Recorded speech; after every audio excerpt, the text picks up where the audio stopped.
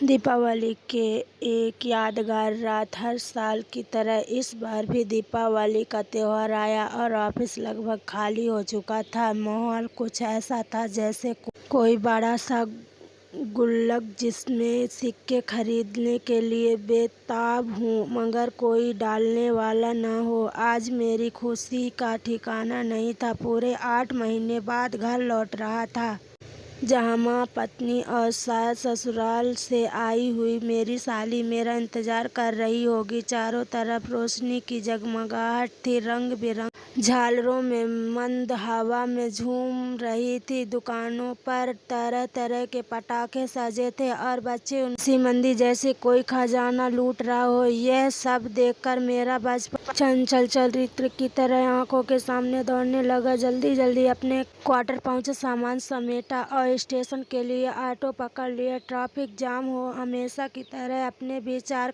का जबड़े खोल रखे थे और वो तो धीरे धीरे रेमा रहा था। आखिरकार स्टेशन पहुंचा, पैसे दिए मगर ऑटो वाले ने आवाज दी, भाई आपके पैसे। मैंने मुस्कुराते हुए कहा, भाई दिवाली का शगुन रख लो। वह हंस दिया और मैं प्लेटफार्म की ओर बढ़ गया था। मेरी ट्रेन 1 घंटे नेत्र वेटिंग रूम में बैठ गया, पत्रिका पढ़ने लगा। वह मुश्किल से 8 लोग थे, ज्यादातर मोबाइल में। तभी मेरा नजर एक कोने में बैठी लड़की पर पड़ी। तकरीबन 25 साल की थी होगी, बेहद खूबसूरत। उसकी गहरी आंखें, गुलाबी होंठ और गोरा रंग, मानो किसी चित्रकार ने उसे बड़े जतन से उतारा होगा। गुलाबी टॉप और जींस में वह और भी आकर्षक लग रही थी। मैं किताब के पीछे से उसे छुप छुप कर देखने लगा। तभी अनाउंसमेंट हुआ, मेरी ट्रेन आ गई थी। मैंने पानी की बोतल खरीदी और ट्रेन में चढ़ने लगा कि तभी वह लड़की सामने आई। उसने हल्की मुस्कान के साथ कहा, हेलो, क्या रास्ता दोगे? मैं तुरंत किनारे हुआ। वह मेरे कोच में था और मेरी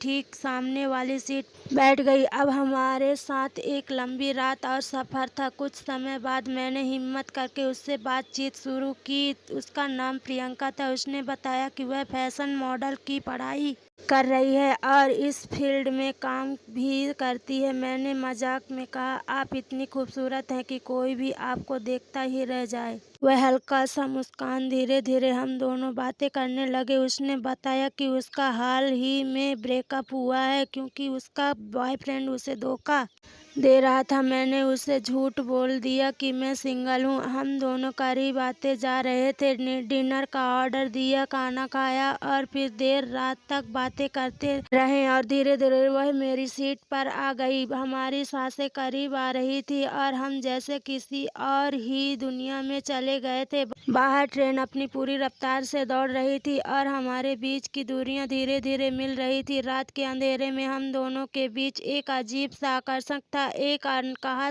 रिश्ता जो सिर्फ इस सफर तक सीमित था। सुबह हुई, हमारा स्टेशन आ गया। हम एक दूसरे को देखकर मुस्कुराए, लेकिन उसने मेरा नंबर मांगा और मैंने उसका। मैं बाजार से मिठाई और सामान लेकर घर पहुंचा और माँ पिता के पैर छुए, फिर पत्नी से मिला। तभी पत्नी बोली, सुनिए, आपको किसी से मिलाना है। मेरी बहन आई है जो हमारी शादी में नहीं आ सकी थी। अंदर से आए जैसे ही मैंने उसे देखा, मेरी एकदम ठिठक कर रह गया। कोई और नहीं बल्कि वही प्रियंका थी। उसने हल्की मुस्कान के साथ नमस्ते कहा, चली गई। बाद में हम जब अकेले मिले तो मैंने कहा, मुझे माफ कर दो, शायद मुझसे गलती हो गई है। वो मुस्कुराई और बोली, गलती हम दोनों से थी, लेकिन अब इसे भूल जाए। सिर्फ एक हसीन सपना था, जैसे ही छोड़ देते हम। मेरी दीदी को कुछ पता नहीं चलना चाहिए, नहीं तो भी दुखी होंगी। इतना कहकर वह चली गई। मैं अकेला बैठकर सोचता रहा,